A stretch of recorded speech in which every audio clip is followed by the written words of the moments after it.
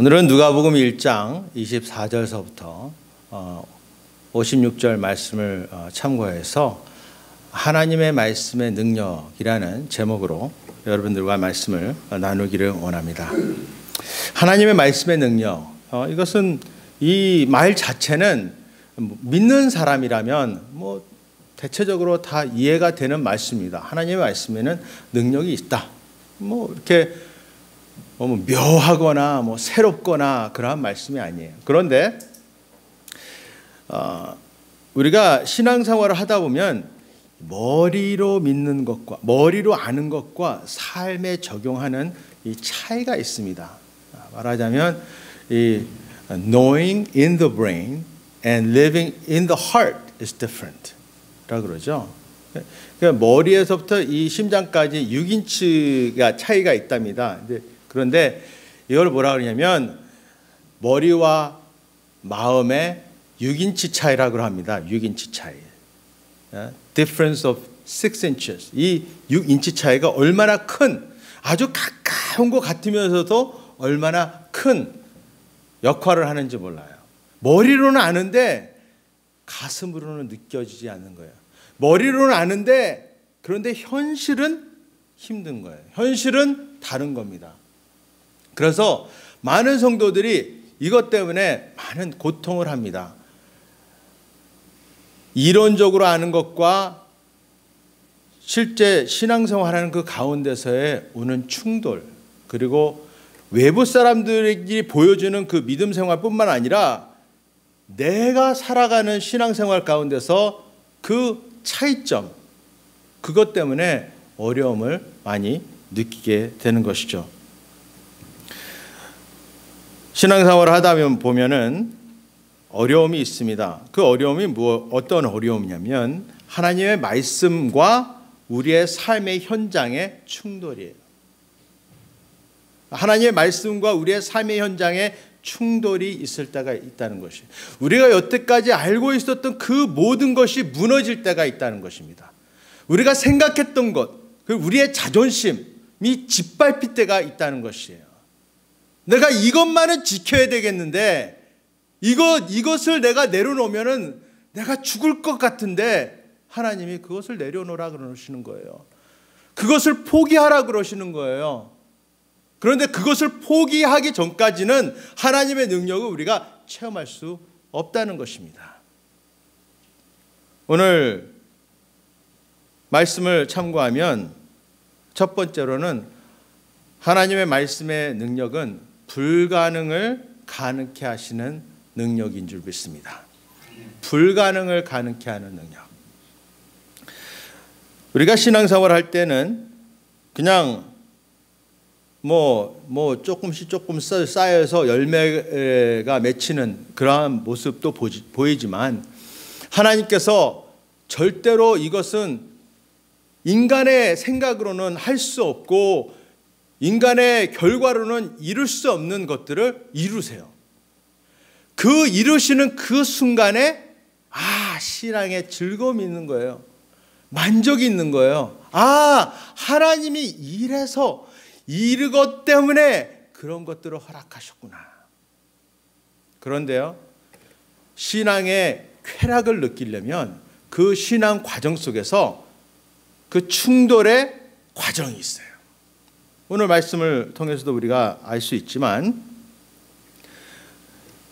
엘리사벳이라는 사람이 있었죠. 사가랴의 아내입니다. 사가랴는 제사장이었어요.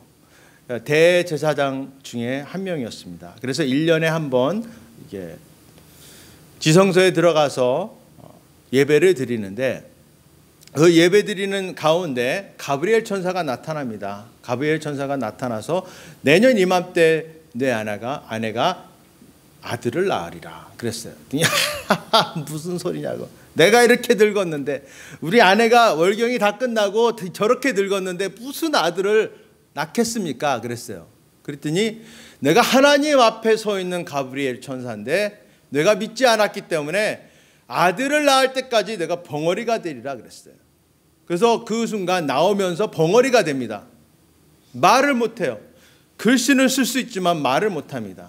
1년 후에 요한이 태어났을 때 그때 다른 사람들이 뭐 이름을 이렇게 저렇게 지으려 그러니까 안 돼! 요한이라고 지어야 돼! 라고 말을 처음으로 하는 그러한 역사가 있었어요.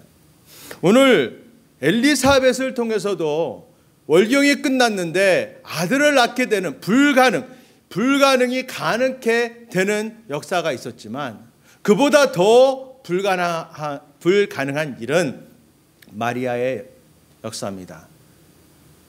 오늘 말씀을 우리가 참고한다면 이 요셉이라 하는 사람과 약혼한 처녀, 그 처녀에게 남자를 모르는, 여기서 남자를 안다, 모른다, 이건 그냥 이렇게 알고 지내는 그러한 아는 것이 아니라 여기에서 know는 야다, knowing, 이 안다는 것은 관계를 맺었다는 뜻입니다. 내가 관계를 맺지 않았는데, 알지를 못했는데 어찌 나에게 아이가 있겠습니까? 성도 여러분, 이 마리아에게 이 소식은 기쁜 소식이 아니었어요. 왜 기쁜 소식이 아닙니까? 아직 청혼은 받았는데 결혼 전에 임신이 된 것이 드러나면 돌로 쳐 죽임을 당합니다. 그리고 그뿐만 아니라 온 가족이 너무나도 창피한 상태가 되지 않습니까? 본인도 그렇지만 온 가족이 몰살당하는 그러한 처지에 있는 상황이에요. 그러니까 이 소식은 본인이 생각할 때 있어서는 안 되는 일이에요. 내가 받아들여서는 안 되는 일이에요. 나에게 어떻게 이런 일이 있을 수 있을까? 하나님도 너무하시지. 왜 이런 일을 나에게 감당하라고 하시는가?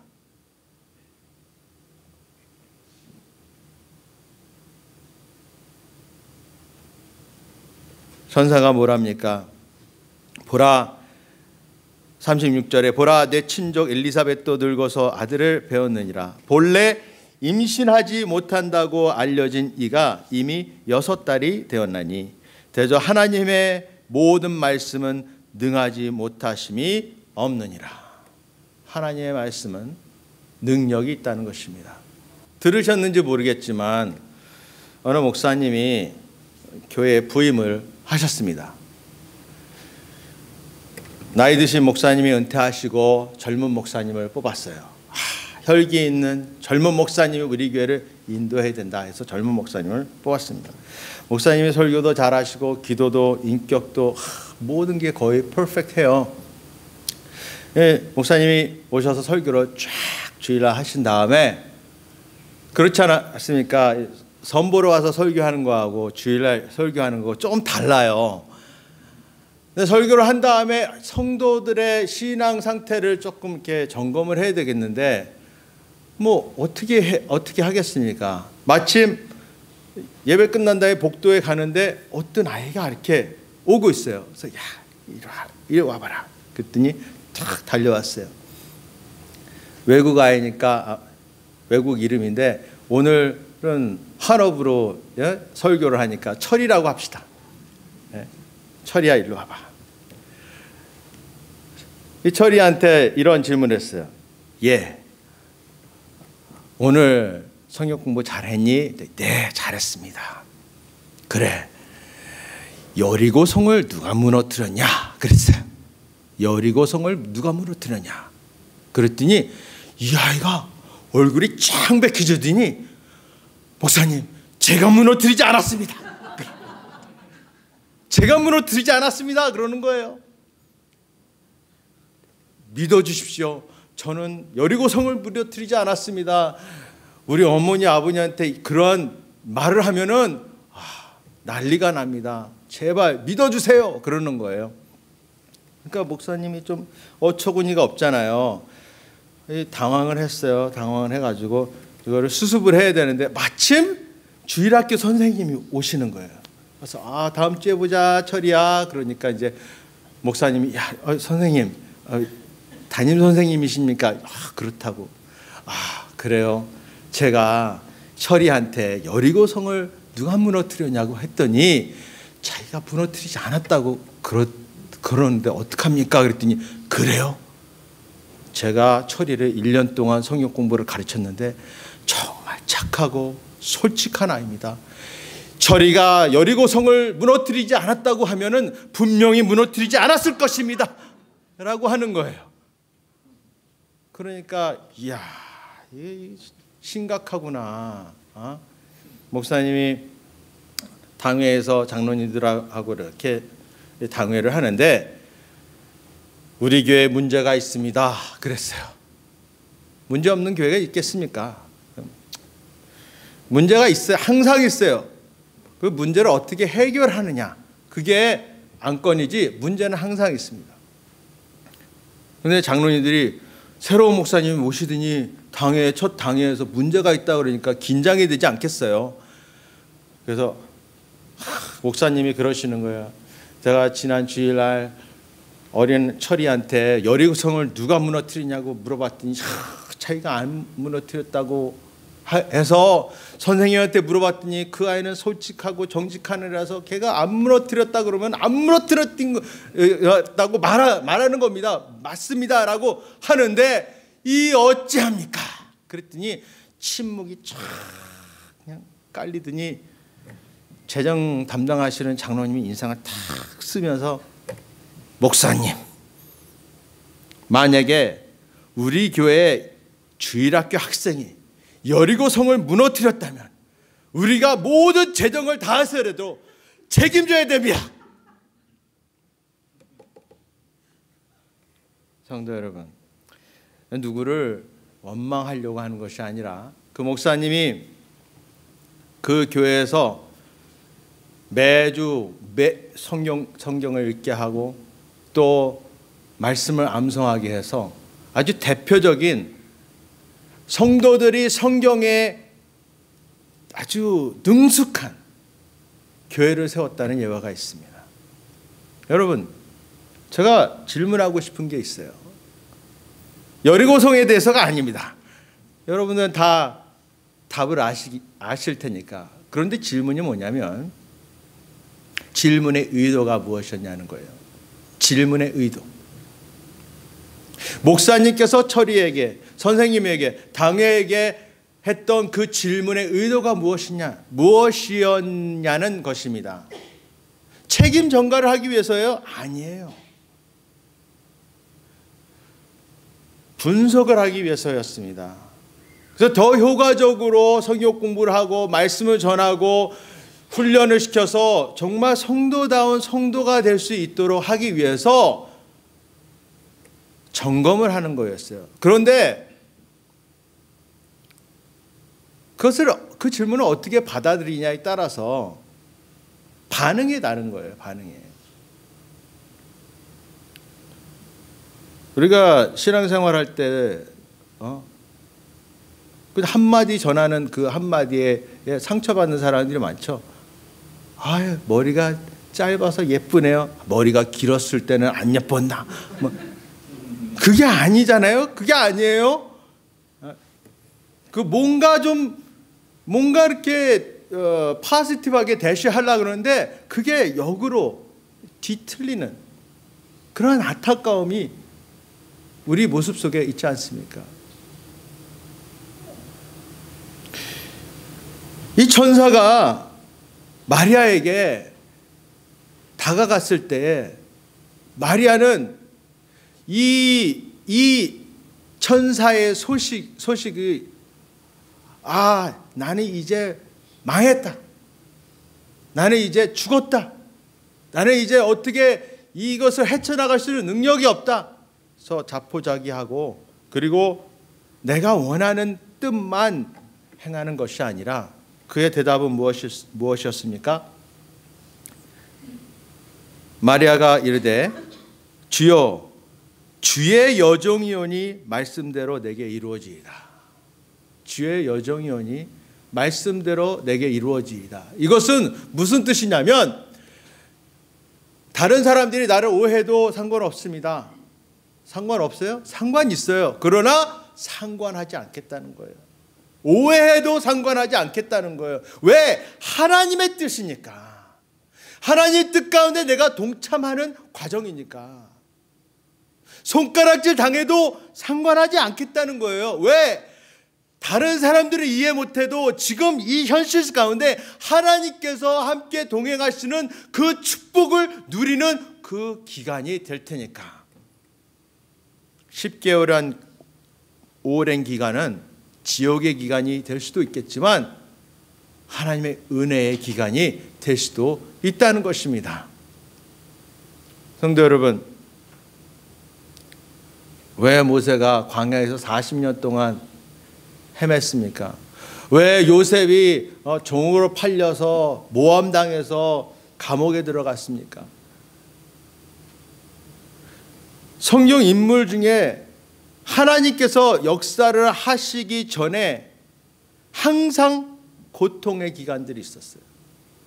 그리고 이 자기 본인이 생각할 때 본인의 자신을 점검하고 하나님과 동행하고 하나님의 뜻을 분석하고 하나님께서 왜 나에게 우리에게 이러한 고통과 환경과 어려움들을 주시는지 극복하고 깨닫는 그 순간들이 있었던 거예요.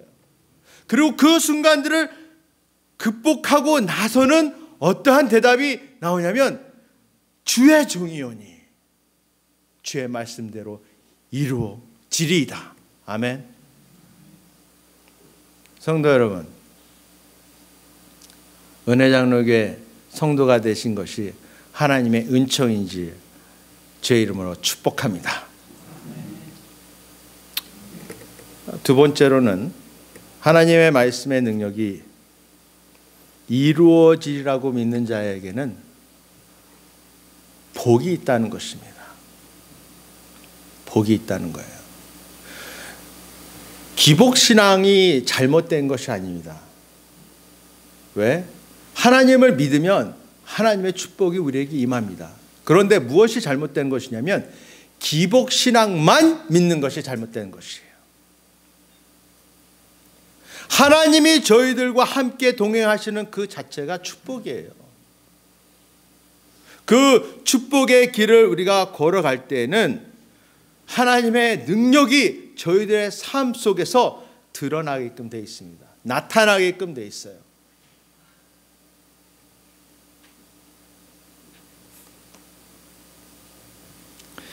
여러분들 커네티컷은 그런 데가 많이 있는지는 제가 잘 모르겠습니다. 이 지역에 살질 않으니까. 그런데 뉴저지의 이제 브로드 애비뉴라든지 또는 저 이렇게 남쪽에 이렇게 밑으로 내려가면 내려갈수록 매일마다 아침 일찍이 그 히스패닉 사람들이 이렇게 서 있는 사람들이 있어요. 일당을 일하는 사람들이에요. 성경의 포도원에서 일을 하는 것처럼 일당을 하기 위해서 일하는 사람들이 있어요. 그런데 하루는 제가 아는 어느 집사님이 이제 히스패닉 2명을 데리고 가서 일을 시키려고 밴을 탁 세웠어요. 그랬더니 뛰어와가지고 자기 뽑아달라고 하는데 탁 내려서 물어봤어요. 너 페인트 할 줄 알아? 너 페인트 할 줄 알아? 근데 한국 사람들이 되게 웃기죠? 히스패니어 사람들인데 한국말로 해요. 너 페인트 할 줄 알아? 너 페인트 할 줄 알아? 그러면 이 히스패닉은 이렇게 하다가 아주 영어를 조금 알아듣는 다면 yes, I have experience, I know how to paint, 그러는데 어느 히스패닉 딱 보니까 옷의 윗들에 페인트 자국이 막 있고 바지에도 페인트 자국 있고 신발에도 페인트 자국이 막 있더라고요. 그래서 너 페인트 할 줄 알아? 그랬더니 이 사람이 그러는 거야. 그러니까 페인트는 알아듣는 거죠. 그러니까 이제 옷을 이렇게 척척 하니까 얘가 경험이 있다고 이야기하는 건가 보다 해가지고 걔를 둘을 뽑아서 데리고 갔어요. 그래서 페인트를 시키는데 얘가 아무것도 모르는 거예요. 그래서 이제 이 집사님, 야, 너 아까 보니까 막 페인트 할 줄 안다고 네가 말을 했으니 뽑아왔는데 너 아무것도 하는 게 없잖아. 막 그러니까 자기는 페인트 할 줄 안다고 말한 적이 없다는 거예요. 나는 자기 옷에 페인트가 묻었다는 거지, 난 페인트 한다고 할 줄 안다고 말한 적이 없다는 거예요. 의사소통이 이렇게 중요해요. 여러분, 영어를 못해서 의사소통이 안 됩니까? 아니, 오히려 영어로는 의사소통이 조금 되는 것 같아요. 저쪽에서 어떻게든 알아들으려고 하니까. 그런데 한국말로 했는데도 의사소통이 잘 안 돼. 내가 하면은 알아듣고 의도한 바 이해를 잘 못할 때가 있어요. 그리고 오해를 많이 하게 됩니다. 우리가 신앙생활 할 때 그런 것 같아요. 우리 신앙생활 할 때 우리의 신앙생활 속에는요, 하나님과 동행하는 그 과정 속에서 우리가 하나님의 축복을 누리면서 살아가요. 그런데 하나님께서 나와 동행하자고 하는데 계산을 해봅니다. 여기까지는 괜찮아. 나에게는 희생이 요구되지 않고 나에게 많은 시간이 요구되지 않고 내가 여기까지는 할 수 있어. 그런데 여기까지는 안 되지. 나의 프라이버시도 침해되고 나의 시간이 너무나 소비되고 나의 모든 것이 흔들릴 수 있어. 그러면 사람들이 더 이상 신앙생활을 열심히 안 살려고 하죠. 신앙생활은 무엇을 투자해서 어느 정도 얻어내는 게 아닙니다. 신앙생활이라는 것은 하나님의 능력이 우리들에게 접근했을 때에 그 말씀을 듣고 그 능력을 믿고 내가 선택하고 나의 시간대보다는 하나님의 선택과 하나님의 시간대가 더 정확하고 효과적이라는 것을 믿는 것이 신앙생활이라는 것이에요.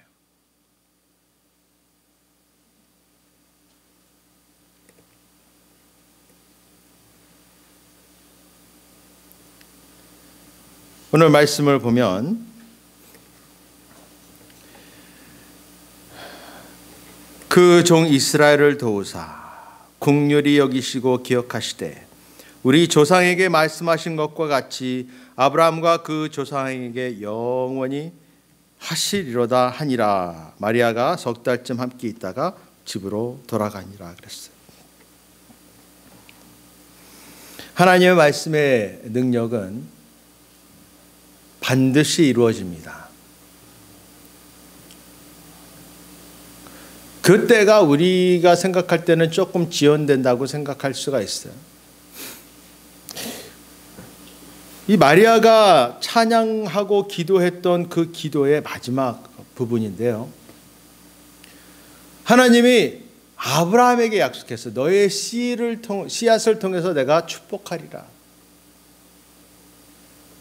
이삭이 태어나기도 전에 이스마엘을 아브라함이 하갈을 통해서 낳기도 전에 하나님께서 내 씨앗을 통해서 축복의 통로가 되고 인류를 구원하겠다 그랬어요. 아브라함 때서부터 마리아 때까지 몇 년이 지난 세월입니까? 몇 년이요? 1000년이 넘는 세월이 지났어요. 1000년이 넘는 세월. 구약과 신약 사이에 400년의 공백 기간이 있었어요. 하나님의 침묵이 있었어요. 하나님의 침묵 후에 하나님의 말씀이 오니까 하나님의 말씀을 제대로 알아듣는 사람들이 없었어요. 왜? 소통이 안 되니까. 하나님과 소통이 안 되는 거예요. 자기 나름대로의 그 신앙 관점과 생각과 개념이 있는 거예요. 그래서 이민교회가 왜 어려운지 아세요? 왜 어렵냐면 감리교인도 장로교회가 교인이 되고 침례교인도 장로교인이 되고 장로교회도 교회 신앙생활 없던 분도 신앙생활 하게 되고, 생각과 환경과 모든 경험이 다른 거예요. 그런데 한국처럼 딱 어느 교단 안에 소속되어 있으면 그 교단 안에서 치리하면 다른 교회, 그 교단에 다른 교회를 갈 수가 없어요. 그 치리를 회복하기 전에는. 근데 미국에서는 다 받아주니까, 아무데나 갈 수 있으니까.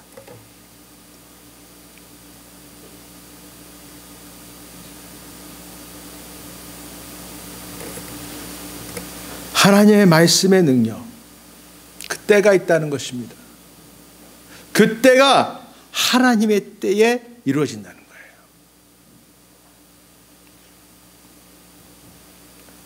근데 그 때에 하나님께서 저를 사용해서, 하나님께서 여러분들을 사용해서 그 때를 이루신다면 얼마나 아름다운 역사겠습니까?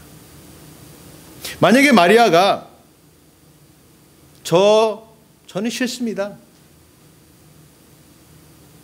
저를 선택해 준 것까지는 좋은데, 영광인데 저는 싫어요. 다른 사람들의 손가락질 당하기도 싫고, 다른 사람들이 미혼녀로서 아기를 배웠다는 나는 그러한 경험하기 싫어요. 어려움, 고통, 고난, 수치, 생명, 이것들을 모두 짓밟히는 이 삶 내가 거부하겠습니다 라고 했다면 예수님이 태어났을까요?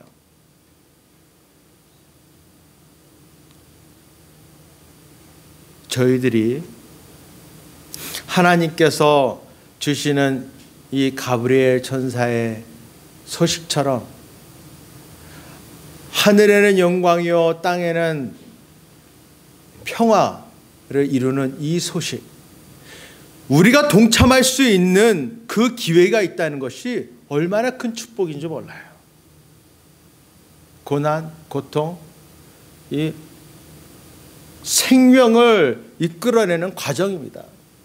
우리 모두가 경험하지 않았습니까? 고통 없이, 어머니의 고통 없이 태어난 사람이 어디 있어요? 그런데 성경에 보니까 그 순간의 고통이 그 태어난 아기를 볼 때에 다 잊어버려진다는,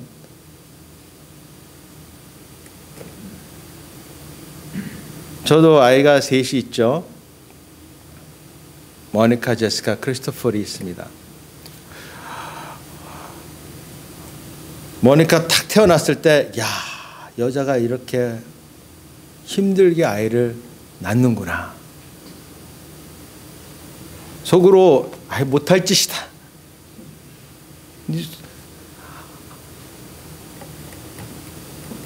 그런데 그 다음에 또 제시카 낳지 않습니까?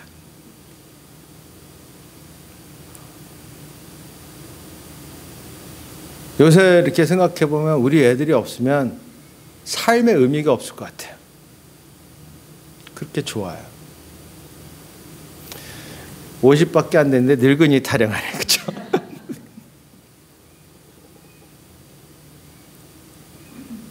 무슨 말씀을 드리고 싶은 거냐면, 그 고통을 통과했지만 그 고통이 즐거움으로 바뀌는 하나님의 능력이 있다는 거예요. 제가 아주 젊었을 때, 아직도 젊죠. 아주 젊었을 때, 한 청소년 때 이런 다짐을 했어요. 무슨 다짐을 했냐면, 나는 내 나이답게 살고 매 과정을 하나님과 동행하며 즐길 것이다 그랬어요. 왜 그러한 생각을 하게 됐냐면, 청소년 때는 18살 되고 21살 되는 게 아주 소망이잖아요. 여러 다른 이유도 있지만 21살은 뭐 합법적으로 뭐 술을 마실 수 있거나 18살이면 자기가 성인이라고 선포할 수 있으니까, 그리고 이제 이게 뭐 일하는 사람들 즐겁고 뭐 집에서 살지 않고 나가서 사는 그런 로망이 있잖아요. 그런데 25 다 꺾인 다음서부터는 어떻게 돼요? 다 어디를 바라봅니까? 28 청춘. 18살 때. 다 18살 때를 그냥 그리워하면서 살지 않습니까? 평생. 그래서 애들 대학생들 이렇게 고등학생 대학생들 보고 나도 저럴 때가 있었는데 뭐.